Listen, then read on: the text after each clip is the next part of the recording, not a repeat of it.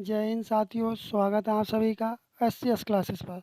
आप अच्छे होंगे, स्वस्थ होंगे और अच्छे से एसएससी जीडी 2025 की तैयारी में आप लोग जुटे होंगे।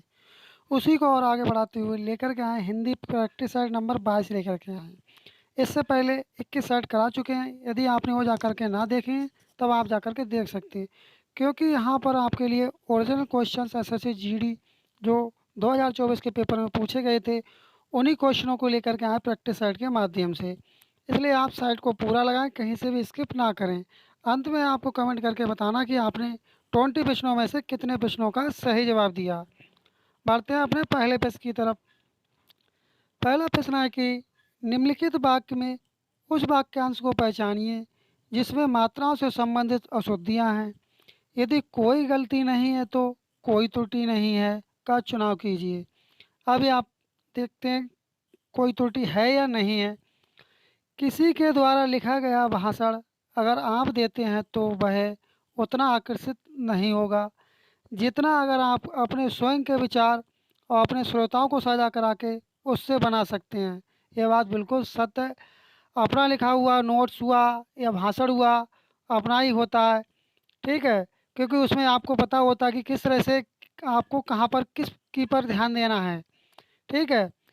तब आपको इसमें बताना है इसमें कौन से वाले पार्ट में त्रुटि है। पहला ऑप्शन है कि विचार अपने श्रोताओं को साझा करा के उससे बना सकते हैं। क्या पहला वाला ठीक होगा गलत होगा? पहले ही वाले पार्ट में आपकी त्रुटि है, ठीक है। पहला ही वाला ऑप्शन से यदि आपका जवाब होगा तब आपका बिल्कुल सही जवाब होगा। बढ़ते हैं अपने अगले प्रश्न की तरफ। अगला प्रश्न है निम्नलिखित वाक्य में उस वाक्यांश को पहचानिए जिसमें कोई गलती है। यदि कोई गलती नहीं है तो कोई त्रुटि नहीं है का चुनाव कीजिए। नारियों का स्थान वैदिक काल से ही देव तुल्य, इसलिए नारियों की तुलना देवी देवताओं और भगवानों को की जाती है। बताएं आप लोग इसका सही जवाब क्या होगा। यदि कोई त्रुटि है तब त्रुटि चूज करें और कोई त्रुटि नहीं है तो कोई त्रुटि नहीं वाला ऑप्शन को आप चुनेंगे। तब इसका सही जवाब क्या होगा?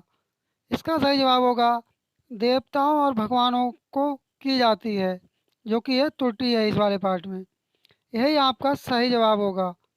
बढ़ते हैं अपने अगले प्रश्न की तरफ। अगला प्रश्न है कि दिए गए शब्द का विलोम शब्द, क्या चीज़ विलोम शब्द ज्ञात कीजिए। इसमें आपको बताना जुल्मी का विलोम शब्द बताना कि जुल्मी का विलोम शब्द क्या होगा। ये प्रश्न लिए गए हैं एसएससी जीडी जो 2024 के पेपर में पूछे गए थे, उसी में से ये लिए गए हैं, जो कि ओरिजिनल क्वेश्चन से लिए गए हैं। आप प्रीवियस ईयर के क्वेश्चन लगा लेते हैं तब आपके लिए काफ़ी लाभ होगा, क्योंकि प्रीवियस ईयर के क्वेश्चन से डायरेक्ट क्वेश्चन आपका एसएससी जीडी 2025 में फरवरी के माह में आपको देखने को मिलेंगे। तब इसका सही जवाब क्या होगा? अजीर्ण होगा, अजय, रहमदिल या प्रशंसा होगा। तब जुल्मी का विलोम शब्द क्या होगा? आप लोग कमेंट करें जुल्मी का विलोम शब्द क्या हो सकता है, कमेंट करें फटाक से। इसका होगा रहमदिल। जुल्मी का विलोम शब्द क्या हो जाएगा? रहमदिल।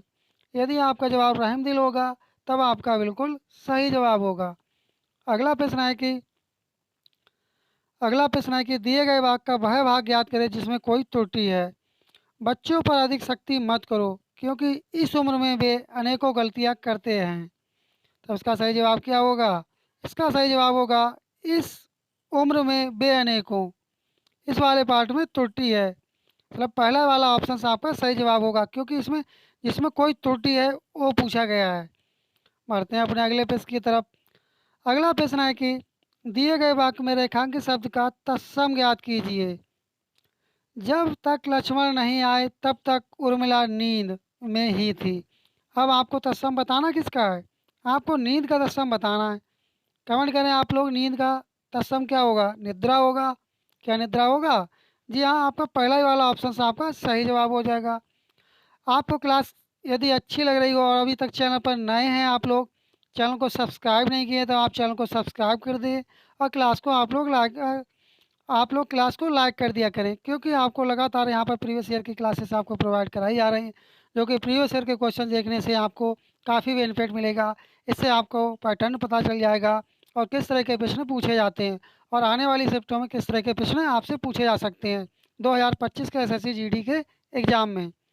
बढ़ते हैं अपने अगले प्रश्न की तरफ। अगला प्रश्न है, इसमें पूछा गया है पर्यायवाची शब्द का सही विकल्प नहीं है। आपको इसमें बताना कि पर्यायवाची शब्द का सही विकल्प नहीं है। तब कौन सा वाला है जो कि सही विकल्प नहीं है, और क्वेश्चन में कौन सा दे रखा, खेल का सही नहीं है। बताएं आप लोग, इसका सही जवाब क्या होगा? केली होगा, दृष्टांत, तमाशा, कीड़ा होगा। तब इसका सही जवाब क्या होगा? कमेंट करें आप लोग। इसका सही जवाब होगा दृष्टांत। सेकंड वाला ऑप्शन से यदि आपका जवाब होगा तब आपका बिल्कुल सही जवाब होगा। बढ़ते हैं अपने अगले प्रश्न की तरफ। दिए गए वाक्यांश के लिए सार्थक शब्द ज्ञात कीजिए। क्या ज्ञात करना है? सार्थक शब्द ज्ञात करना है। जो मोक्ष की इच्छा रखता हो, अर्थात जो मोक्ष की इच्छा रखता हो उसके लिए क्या कहेंगे? उसके लिए कहेंगे मुमुक्षु। क्या कहेंगे उसके लिए? मुमुक्षु कहेंगे आप लोग। ये प्रश्न एसएससी जीडी के पेपर में कई बार पूछा जा चुका है। हो सकता है आपसे 2025 के एसएससी जीडी के पेपर, एसएससी जीडी 2025 में आपसे पूछ लिया जाए शायद ये। ठीक है, बढ़ते हैं अपने अगले प्रश्न की तरफ। अगला प्रश्न है कि दिए गए वाक्य में रेखांकित शब्द का विलोम शब्द ज्ञात कीजिए। क्या वजह है जो सुरेश इतना प्रफुल्लित है? आपके लिए प्रफुल्लित का विलोम शब्द बताना क्या होगा? प्रसन्न, अप्रसन्न। सेकंड वाला क्या सही होगा? कमेंट करें आप लोग। आपका सेकंड वाला ही आपका सही जवाब हो जाएगा, अप्रसन्न। यदि आपका जवाब सेकंड वाला ऑप्शन अप्रसन्न होगा तब आपका बिल्कुल सही जवाब होगा। बढ़ते हैं अपने अगले प्रश्न की तरफ। अगला प्रश्न है कि दिए गए वाक्यांश के लिए सार्थक शब्द ज्ञात कीजिए। किसी कार्य में निपुण, यदि आप किसी कार्य में निपुण हैं तो उसके लिए क्या कहेंगे? बताएं आप लोग, उसके लिए क्या कहा जाता है? उसके लिए कहा जाता है पारंगत कहते हैं, क्योंकि वह पारंगत है, आपने सुना होगा ये। बढ़ते हैं अपने अगले प्रश्न की तरफ। अगला प्रश्न है कि इसमें आपको बताना है दिए गए वाक्य में उचित पर्यायवाची शब्द का चयन करके रिक्त स्थान की पूर्ति करें। जल्दी आओ, घर में डैश भुजंग घुस आया है। तब आपको पर्यायवाची किसका बताना है? आपको पर्यायवाची बताना है भुजंग का पर्यायवाची बताना है। बताएं आप लोग, भुजंग का पर्यायवाची क्या होता है? सांप होगा, बीड़ा, ज्ञान या काल होगा। क्या होगा भुजंग का पर्यायवाची? पहला ही वाला ऑप्शन आपका यदि जवाब होगा सांप, तब आपका सही जवाब होगा, क्योंकि भुजंग का जो पर्यायवाची होता है वह सांप होता है। बढ़ते हैं अपने अगले प्रश्न की तरफ। अगला है कि उस विकल्प का चयन करें जो रिक्त स्थान के लिए सही वाचक संख्या वाला विकल्प हो। मैंने अपने महाविद्यालय में बहुत से डैश का अध्ययन किया है। क्या बहुत से डैश का अध्ययन किया है? बताएं आप लोग, किसका अध्ययन किया है बहुत सा? यह अध्ययन क्या किताब का किया, साहित्य का, साहित्य या पाठ का? यदि आपको जवाब आ रहा है तो आप कमेंट करें किसका अध्ययन किया है। इसका सही जवाब होगा साहित्य का अध्ययन किया है इन्होंने। थर्ड वाला ऑप्शन से यदि आपका जवाब होगा तब आपका बिल्कुल सही जवाब होगा। बढ़ते हैं अपने अगले प्रश्न की तरफ। अगला प्रश्न है कि निम्नलिखित प्रश्न में दिए गए 4 विकल्पों में से उस विकल्प का चयन करें जो दिए गए मुहावरे के अर्थ को सबश्रेष्ठ रूप से व्यक्त करता है। तब कौन सा है जो सबश्रेष्ठ रूप से व्यक्त करता है? गर्दन झुकना। क्या चीज़? गर्दन झुकना मुहावरे का क्या अर्थ होगा? नफरत मिलना, लज्जित होना, अचंभे में पड़ जाना या बहुत कष्ट उठाना। तब इसका विलोम शब्द क्या होगा? कमेंट करें आप लोग कि इसका विलोम शब्द क्या होगा, आप लोग कमेंट कर दें। इसका सही विलोम शब्द होगा, गर्दन झुकना का विलोम शब्द होता है लज्जित होना, अर्थात बेइज्जती होना। बढ़ते हैं अपने अगले प्रश्न की तरफ। अगला प्रश्न है कि इसमें भी मुहावरे का सबश्रेष्ठ अर्थ पूछा गया है। ठीक है, किस्मत खुल जाना। किस्मत खुल जाना, इसका क्या सही जवाब होगा? शादी होना, खोया हुआ धन वापस मिलना, कोई बड़ी जंग जीतना या भाग्योदय होना। फोर्थ वाला ऑप्शन से आपका सही जवाब हो जाएगा, क्या होना? भाग्योदय होना। यदि आपका जवाब भाग्योदय होना होगा तब आपका बिल्कुल सही जवाब होगा। आपको यदि क्लास अच्छी लग रही हो और अभी तक आप चैनल पर नए हो, चैनल को सब्सक्राइब नहीं किए हैं, तब आप लोग चैनल को सब्सक्राइब कर लें और क्लास को आप लोग लाइक कर दिया करें, क्योंकि आपके चैनल सब्सक्राइब करने और क्लास को लाइक करने से ही हमें मोटिवेशन मिलता है, जिससे हम लगातार आपके लिए अधिक से अधिक फ्री में ही सभी क्लासेस आपको प्रोवाइड करा सकें। इसका देखते हैं क्या होगा। निम्नलिखित वाक्य में रेखांकित भाग के लिए सार्थक शब्द ज्ञात कीजिए। उसने मुलाकात के लिए दोपहर का समय रखा है। तब आपके लिए बताना दोपहर का समय का आपके लिए बताना सार्थक शब्द क्या होगा। दोपहर के समय के लिए क्या कहा जाता है? बताएं आप लोग, दोपहर के समय के लिए क्या कहते हैं? पूर्वाह्न कहेंगे, अपराह्न कहेंगे, ये कहते हैं मध्याह्न कहते हैं। क्या कहेंगे इसके लिए? इसके लिए कहेंगे मध्याह्न कहेंगे। दोपहर के समय को क्या कहेंगे? मध्याह्न कहते हैं। बढ़ते हैं अपने अगले प्रश्न की तरफ। अगला प्रश्न में पूछा गया तत्सम रूप पूछा गया है। क्या पूछा है? तत्सम पूछा गया है। शाम होते ही सबके रसोई घरों से अंगीठी डैश जलाने का धुआं उठ रहा है। तब आपको तत्सम किसका बताना है? आपके लिए बताना है अंगीठी का तत्सम बताना है। बताएं आप लोग, अंगीठी का तत्सम क्या होगा? घास होगा, अंतर होगा, कोयला होगा, अग्निष्ठ का होगा। तब इसका सही जवाब क्या होगा? इसका सही जवाब होगा फोर्थ वाला ऑप्शंस। बढ़ते हैं अपने अगले पेज की तरफ। आपके एसएससी जीडी के पेपर में हर बार एक गद्यांश आता है और उस गद्यांश से संबंधित 5 क्वेश्चंस पूछे जाएंगे जो कि बहुत ही इजी टाइप के क्वेश्चंस होंगे। आप आसानी से 5 क्वेश्चन को सॉल्व कर सकते हैं, जो कि इस बात का आप विशेषकर ध्यान रखें क्योंकि एक एक नंबर का बहुत बड़ा महत्व होता है किसी भी एग्ज़ाम में, चाहे वह एसएससी जीडी का हो चाहे अन्य कोई एग्ज़ाम हो। इसलिए आप तैयारी करें अच्छे से और अपना सिलेक्शन को लें। तब देखते हैं इसमें क्या है। पहले वाला ऑप्शन से देखते हैं। पहला वाला क्वेश्चन, सॉरी साथियों, पहला वाला क्वेश्चन देखते हैं। प्रश्न नंबर 16।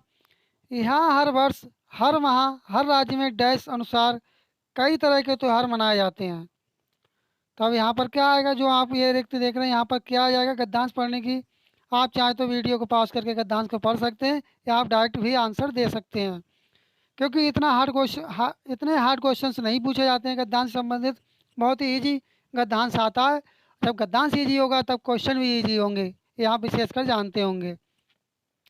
तब इसका सही जवाब क्या होगा? हर राज्य में यहाँ पर आपका आ जाएगा तिथि आ जाएगा। क्या आएगा? यहाँ पर आपका आएगा तिथि। बढ़ते हैं अपने अगले प्रश्न की तरफ। अगला प्रश्न है कि भारत में मनाए जाने वाले हर त्यौहार के पीछे कोई ना कोई डैश कहानी होती है। तब किसकी क्या आएगा? इसका सही जवाब काल्पनिक होगा, ऐतिहासिक, नवीन या मनगढ़ंत होगा। तब इसका सही जवाब क्या आएगा? भारत में मनाए जाने वाले हर त्यौहार के पीछे कोई ना कोई ऐतिहासिक कहानी होती है। सेकंड वाला ऑप्शन से आपका सही जवाब हो जाएगा। बढ़ते हैं अपने अगले प्रश्न की तरफ। अगला प्रश्न है कि हर त्यौहार की अपनी एक खासियत है और एक डैश महत्व है। तब किस बात का महत्व है? बताएं आप लोग। पहला ही वाला ऑप्शन का सही जवाब होगा। क्या है? हर त्यौहार की अपनी एक खासियत है और एक धार्मिक महत्व है। क्या सा महत्व? धार्मिक महत्व है। पहला वाला ऑप्शन से यदि आपका जवाब होगा तब आपका बिल्कुल सही जवाब होगा। बढ़ते हैं अपने अगले प्रश्न की तरफ। अगला प्रश्न है कि वह अपने कर्म और संस्कारों को समय समय पर डैश रूप से प्रकट करते रहते हैं। तब इसका सही जवाब क्या होगा? जैसे तैसे, अनजाने, विशेष, छोटे मोटे। कमेंट करें आप लोग, इसका सही जवाब क्या होगा? इसका सही जवाब होगा विशेष। समय समय पर विशेष रूप से प्रकट करते रहते हैं। थर्ड वाला ऑप्शन से आपका सही जवाब हो जाएगा। अगला प्रश्न है कि डैश में सबसे ज़्यादा त्यौहार हमारे देश में ही मनाए जाते हैं, जो कि इस क्लास का ये अंतिम प्रश्न है। बताएं आप लोग, इसका सही जवाब क्या होगा? त्योहारों, विश्व, अड़ोस पड़ोस या खेल खेल। तो इसका सही जवाब क्या होगा? इसका सही जवाब होगा विश्व। विश्व में सबसे ज़्यादा त्यौहार हमारे देश में ही मनाए जाते हैं। सेकंड वाला ऑप्शन से आपका सही जवाब हो जाएगा। इस तरह से अपने 20 प्रश्नों के हिंदी प्रैक्टिस सेट की श्रृंखला कंप्लीट हुई। आपको क्लास कैसी लगी? यदि आपको क्लास अच्छी लगी हो और अभी तक चैनल पर नए हो, चैनल को आप लोग सब्सक्राइब नहीं किए हैं, तब आप चैनल को सब्सक्राइब कर दें और क्लास को आप लोग लाइक कर दिया करते हैं, लाइक कर दिया करें। और आपका किसी भी प्रकार का कोई सजेशन या फीडबैक हो तब भी आप कमेंट करके अवश्य बताएं। मिलते हैं जल्द ही नेक्स्ट क्लास में, तब तक के लिए धन्यवाद। जय हिंद, जय भारत।